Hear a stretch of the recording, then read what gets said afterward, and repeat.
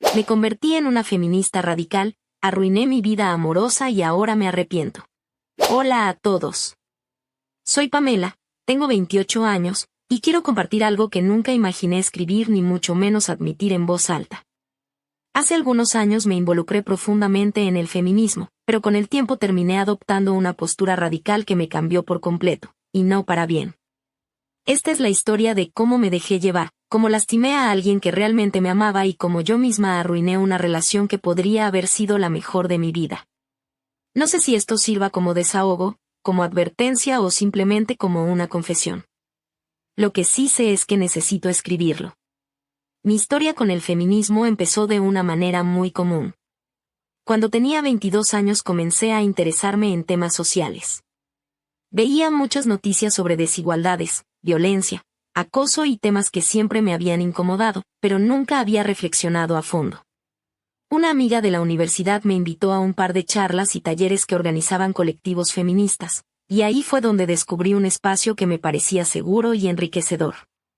Las primeras veces que asistí, me sentí comprendida. No voy a negar que algunas experiencias que compartían las chicas me removían recuerdos dolorosos. Yo también había pasado por situaciones incómodas en el transporte público, en fiestas, incluso dentro de la misma universidad. El feminismo, en su forma más básica, me ofreció palabras y conceptos para entender cosas que antes solo me generaban rabia o frustración. Empecé leyendo libros, artículos y siguiendo cuentas en redes sociales que hablaban del tema. Todo era nuevo para mí y me parecía revelador. Tenía la sensación de que por fin entendía muchas cosas que me habían afectado en silencio. Con el tiempo, mis ideas se volvieron más firmes, pero también más duras. Al inicio, mi interés era genuino, quería aprender, escuchar, cuestionar. Pero poco a poco dejé de ver al feminismo como una herramienta de reflexión y lo convertí en una especie de identidad rígida.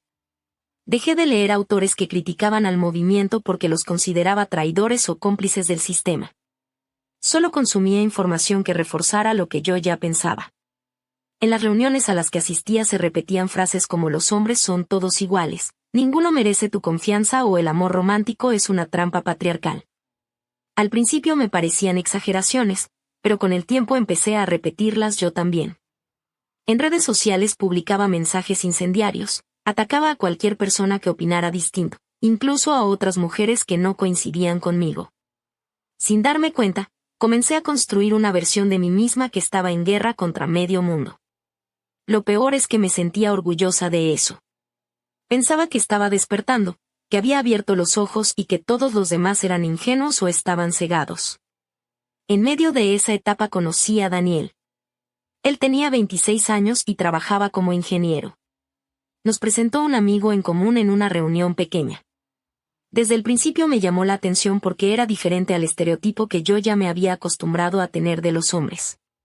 Era tranquilo, educado, respetuoso, con un sentido del humor ligero y una mirada muy sincera. Al inicio me resistía a dejarme llevar. En mi cabeza resonaban todas esas frases que había escuchado tantas veces. Los hombres solo buscan aprovecharse, ninguno vale la pena, si parece bueno, es peor porque está fingiendo. Pero Daniel insistía con paciencia. No de una manera invasiva, sino con detalles pequeños, mensajes atentos, invitaciones a salir a lugares tranquilos, conversaciones largas en las que me escuchaba de verdad. Después de unas semanas acepté salir con él. Me sorprendió lo bien que la pasamos. Podíamos hablar de cualquier tema, libros, películas, viajes, incluso política. Lo que más me gustaba era que nunca trataba de imponer su opinión. Siempre escuchaba y luego daba su punto de vista, con calma. Con el tiempo nos hicimos novios. Estuvimos juntos 1 año y medio, y puedo decir sin exagerar que fue la relación más sana que he tenido.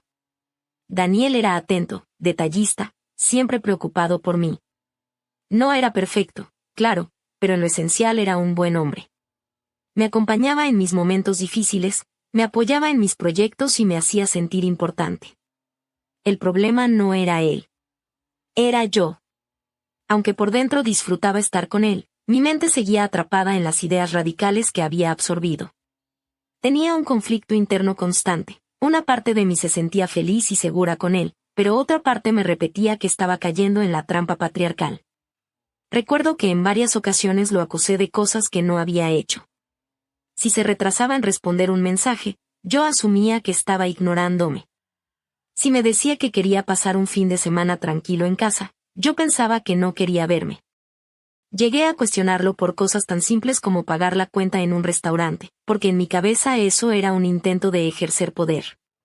Daniel nunca reaccionaba con enojo. Me miraba, trataba de explicarme, me decía que me quería y que no había necesidad de pelear por todo.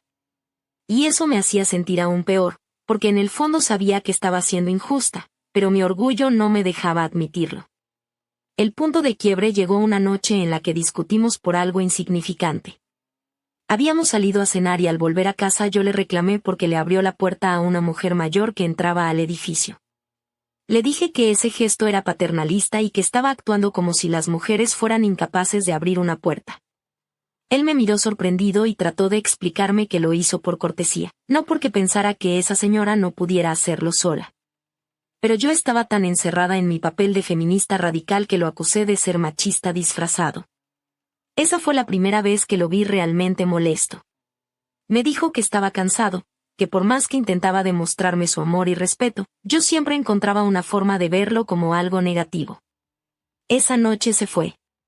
No gritó, no insultó, solo se despidió con un lo siento, Pamela, no puedo más. No me buscó después. Intenté contactarlo varias veces, pero ya no respondió. Había bloqueado mis llamadas y mis mensajes. Lo perdí de una manera tan silenciosa como definitiva. Durante semanas lo odié. Me repetía a mí misma que él era el culpable, que me había demostrado que todos los hombres eran iguales. Así me lo decían mis amigas del colectivo y yo quería creerlo. Pero la verdad es que dentro de mí había un vacío enorme. Con el paso de los meses empecé a recordar todo lo que Daniel había hecho por mí, los días en que me cuidó cuando estuve enferma, las veces que me apoyó en mis proyectos, los momentos en los que me hacía reír sin razón. Y me di cuenta de algo que no quería aceptar, lo perdí por mi propia culpa. Me había dejado consumir por una ideología que me cerraba los ojos y me llenaba de rencor. No supe valorar a un hombre que, aunque no era perfecto, me quiso con sinceridad. Y yo lo alejé, convencida de que estaba despertando. Hoy entiendo que no fue así. Más bien, me estaba hundiendo. No voy a negar que lo busqué. Los primeros días después de la ruptura le mandé mensajes pidiéndole que habláramos, que aclaráramos las cosas. Nunca contestó. Al principio pensé que solo necesitaba tiempo, pero pasaron las semanas y seguía sin respuesta. Eso me dolió mucho más de lo que estaba dispuesta a aceptar en ese momento. No podía entender cómo alguien que decía amarme podía cortar de raíz de esa manera. No me daba cuenta de que él ya había aguantado demasiado. La desesperación me llevó a pedirle a algunos amigos en común que me ayudaran a hablar con él. Les pedí que le dijeran que quería verlo, que todo podía resolverse. Ellos me miraban con incomodidad. Algunos me decían que no era buena idea, que lo dejara en paz, que él ya había tomado su decisión. Pero yo insistía. Cuando me di cuenta de que Daniel seguía rechazando cualquier intento de acercamiento, mi orgullo se activó. Empecé a hablar mal de él frente a esas mismas personas que intentaban mantener la neutralidad. Lo describía como un machista sin remedio, como alguien que se había quitado la máscara y había mostrado su verdadera cara. Inventaba argumentos para justificar su silencio, decía que me había engañado y que en realidad siempre había sido igual a todos los hombres. No era verdad, y lo sabía. Pero me resultaba más fácil culparlo a él que enfrentar la idea de que yo lo había alejado. Lo más triste es que varios de esos amigos en común comenzaron a alejarse de mí. No me lo decían directamente, pero lo sentía, ya no me buscaban, no me invitaban a reuniones, y si coincidíamos en algún lugar, la conversación era breve y tensa. El tiempo pasó y traté de convencerme de que todo estaba bien, de que Daniel había quedado en el pasado. Un par de meses después conocí a Samuel en una fiesta pequeña de una compañera del colectivo. Él era diferente a Daniel en muchos sentidos. Mientras que Daniel era serio y reservado, Samuel era más juguetón, más bromista, con un aire despreocupado. Tenía 25 años, estudiaba artes plásticas y siempre parecía estar de buen humor. Desde la primera conversación me dijo que apoyaba las causas feministas y que entendía por qué era necesario hablar de desigualdades. Eso me tranquilizó. Sentí que al menos él no iba a cuestionar mis creencias. Comenzamos a salir poco a poco. Samuel no era tan estable como Daniel, no tenía un trabajo fijo y su vida parecía girar en torno a proyectos temporales, pero yo pensaba que eso no importaba. Lo que me atraía de él era su actitud relajada, como si nada lo alterara. Después de mi relación con Daniel, que había terminado en tantas discusiones, estar con alguien tan liviano me parecía un descanso. Los primeros meses con Samuel fueron relativamente fáciles. No discutíamos mucho, quizá porque él no lo permitía. Ante cualquier comentario mío, simplemente asentía o sonreía. Si yo hablaba de mis ideas feministas más radicales, él respondía con frases como sí, tienes razón o entiendo lo que dices. Esa actitud me hacía sentir cómoda, aunque con el tiempo noté que en realidad nunca se comprometía demasiado con lo que decía. Era como si repitiera las palabras correctas sin creerlas realmente. Pero en ese momento no me importaba. Yo solo quería sentir que estaba con alguien que no me cuestionara.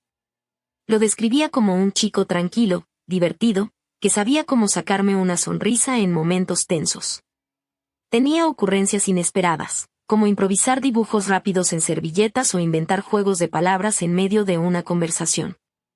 Todo parecía fluir, aunque en el fondo había algo que me hacía sentir que faltaba profundidad. Una tarde estábamos en mi departamento viendo una película de comedia. Era una de esas películas viejas, con humor que hoy en día podría considerarse ofensivo. En una de las escenas, un personaje hacía un comentario claramente machista, de esos que hacen burla de las mujeres reduciéndolas a estereotipos. Yo estaba a punto de hacer un gesto de desaprobación cuando escuché a Samuel reírse. No fue una risa incómoda ni nerviosa, era una carcajada genuina, como si realmente le hubiera parecido gracioso. En ese momento sentí que algo dentro de mí explotaba. Fue como si todas mis inseguridades, mis rencores y mis ideas radicales se mezclaran en un solo instante.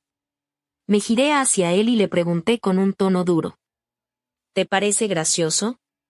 Samuel, sorprendido, intentó suavizarlo diciendo. Bueno, es solo una película vieja, tienen chistes así, no pasa nada. Pero para mí sí pasaba. En mi cabeza, esa risa era una traición. Yo había construido una imagen de él como alguien que compartía mis ideologías, como alguien seguro. Y de pronto lo veía riendo de algo que yo consideraba inaceptable. No pude controlarme.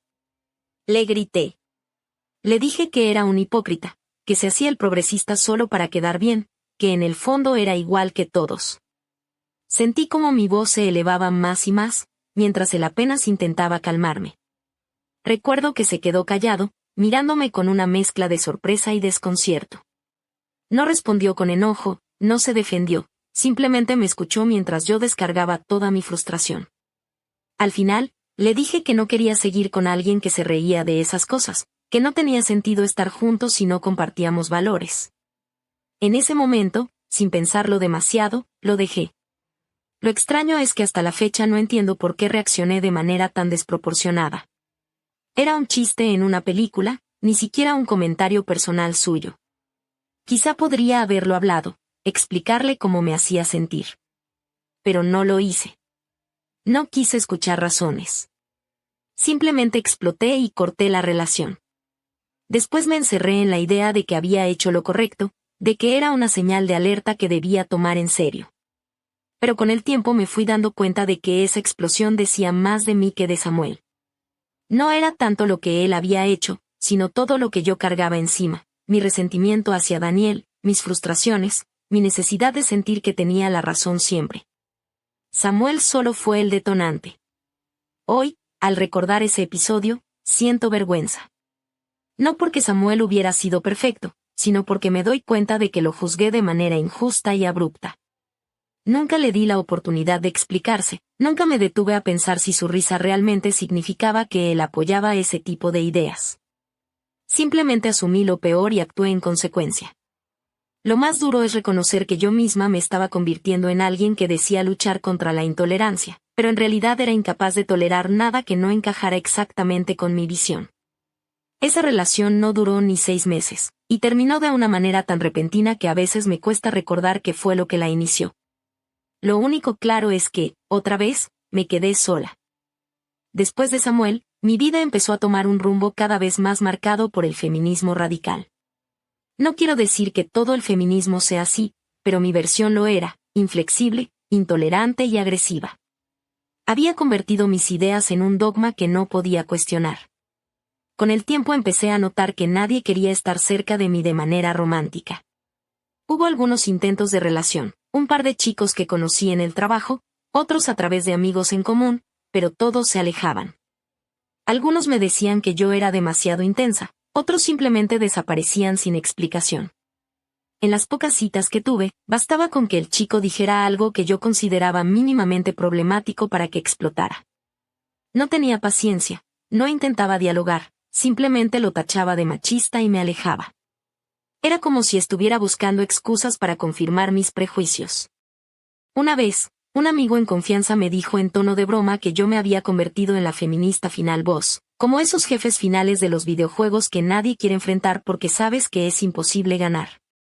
Me molestó mucho en ese momento, pero con los años entendí que tenía razón, me había vuelto inaccesible, alguien con quien era muy difícil convivir sin terminar en una discusión. Mi rutina giraba en torno a 3 cosas. Ir a trabajar a Starbucks, donde llevaba ya un par de años como barista. Asistir a marchas, reuniones y talleres feministas. Pasar horas hablando en redes sociales con otras mujeres que compartían mi misma visión. No tenía hobbies más allá de eso. Dejé de leer novelas, de ver películas que no fueran aprobadas por el filtro ideológico que yo misma me había impuesto. Mis conversaciones eran siempre sobre lo mismo, patriarcado, opresión, desigualdades. No niego que son temas importantes, pero para mí se habían convertido en la única lente con la que miraba el mundo. Poco a poco fui quedándome sin amigos fuera del círculo feminista. Quienes me conocían de antes se habían cansado de mis ataques y de mi actitud defensiva. Y yo justificaba esa soledad diciéndome que era mejor así, que si no estaban conmigo era porque no entendían la causa. Lo más doloroso fue darme cuenta de que incluso dentro del feminismo radical terminé sola. Al principio todas éramos un grupo muy unido, íbamos a marchas, organizábamos actividades, nos apoyábamos mutuamente. Pero con el tiempo algunas de ellas empezaron a suavizar sus posturas. Conseguían trabajos más estables, empezaban a tener relaciones sentimentales, construían proyectos personales que no giraban exclusivamente en torno a la militancia. Yo las veía como traidoras. Les decía que estaban cediendo al patriarcado, que estaban abandonando la lucha por comodidad. Incluso llegué a cortar lazos con varias de ellas porque ya no se alineaban con mi forma de pensar. Pero los meses pasaban y yo seguía igual, sola, trabajando en un empleo que no me apasionaba, repitiendo consignas que empezaban a sonar huecas incluso para mí. Mientras tanto, esas mismas traidoras estaban logrando cosas. Una se fue a vivir con su pareja y se veía feliz, otra abrió un pequeño negocio, otra viajó al extranjero para estudiar.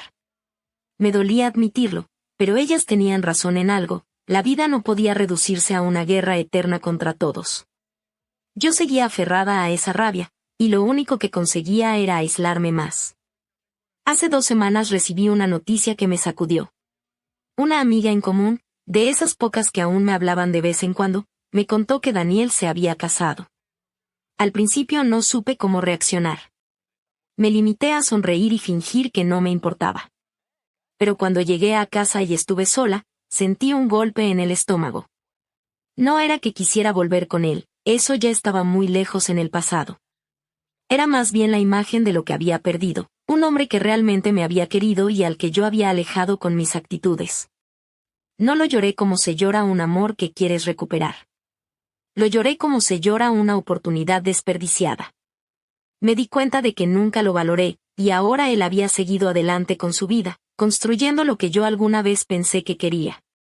Un par de meses antes, había tenido otra experiencia que me dejó pensando. Caminaba por el centro comercial cuando lo vi, era Samuel. No estaba solo. Iba acompañado de una mujer y una niña pequeña, que claramente era su hija. Los observé unos segundos desde lejos. No me vieron. Estaban riendo los tres, caminando sin prisa, con esa tranquilidad que siempre había caracterizado a Samuel. Se veían como una familia. No voy a mentir, sentí celos. No de él específicamente, sino de lo que representaba esa imagen. Yo lo había dejado por algo tan insignificante como reírse en una película, y ahora él había formado un hogar, algo estable, algo que yo ni siquiera había logrado acercarme a construir. Mi arrepentimiento no tiene que ver con querer que Daniel o Samuel vuelvan. Eso sería absurdo y egoísta. Ellos ya siguieron adelante, y está bien. Mi arrepentimiento es darme cuenta de que mientras yo estaba ocupada peleando con el mundo, ellos estaban ocupados viviendo. Yo me quedé atrapada en una versión de mí misma que solo sabía rechazar, señalar, dividir. Mientras tanto, la vida de los demás avanzaba, construyeron relaciones, formaron familias, alcanzaron metas. Al verlos a ellos, entendí que lo que yo realmente quería no era estar sola peleando contra fantasmas. Quería amar y ser amada. Quería un compañero, alguien con quien compartir cosas simples, un café en la mañana, una caminata en el parque, una risa compartida frente a una tontería. Quería un proyecto de vida, no una eterna batalla. Hoy me cuesta admitirlo, pero me doy cuenta de que mis pensamientos tan radicales no me llevaron más que a la marginación. Perdí amigos, relaciones, incluso oportunidades de crecimiento personal. No porque el feminismo en sí sea malo, sino porque yo lo convertí en una cárcel. Me aferré tanto a la rabia que terminé olvidando lo que quería como persona. Y lo más doloroso es darme cuenta de que nadie me obligó a hacerlo. Yo sola me puse en ese lugar. Ahora estoy tratando de reconstruirme. No sé cómo se hace, ni si es demasiado tarde. Lo que sé es que no quiero seguir siendo la feminista final voz que todos evitan. Quiero volver a ser alguien con quien se pueda conversar, alguien capaz de amar sin poner 1000 pruebas ni condiciones imposibles.